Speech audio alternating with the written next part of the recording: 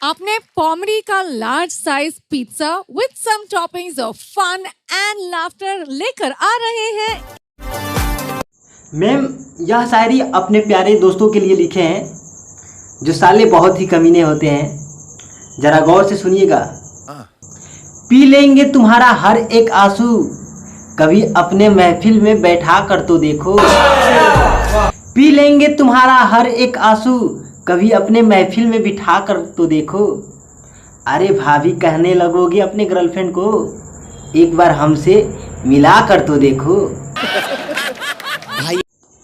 एक बार मेरा दोस्त मेरे पास आया और बोला, देखना यार, मेरी बंदी कल से फ़ोन नहीं कर रही है, मैं बहुत इमोशनल हूँ, ज़रा कुछ सुना तो कि मैं खुश हो जाऊँ।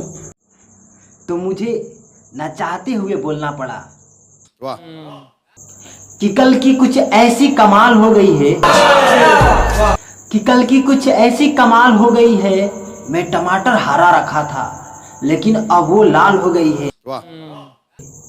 फोन मत करना अपने बंदी के पास। पर क्यों भाई? क्यों? क्योंकि अब से वो मेरी माल हो गई है।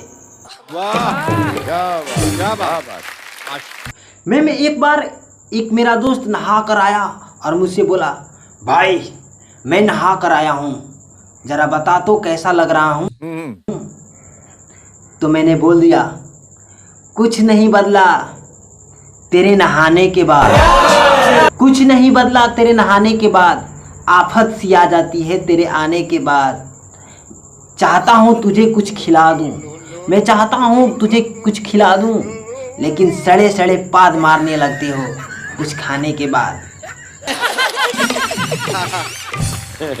एक बार मेरा दोस्त खुश होकर बोला, दोस्त तू मेरे लिए क्या क्या कर सकता है। तो मैंने बोला, तू यही सुनना चाहता है ना कि मैं तेरे लिए क्या क्या कर सकता हूँ, तो सुन। अपनी हर खुशी तेरी तरफ मोड़ दूँ, तू कहे तो चांद तारे भी तोड़ दूँ। अपनी हर खुशी तेरी तरफ मोड़ दूँ, तू कहे तो चांद तारे भी तोड़ दूँ। इतनी झूठ काफ़ी है कि दो चार झूठ और बोल दूँ। चला जा भोसड़ी के।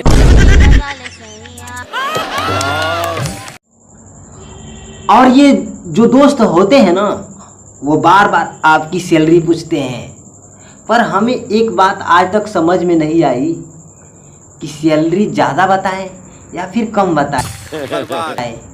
क्योंकि ज़्यादा बताने पे पैसे मांगने लगते हैं और कम बताने पे इज्जत नहीं करते। साला समझ में ही नहीं आता, पैसा बचाए या फिर इज्जत।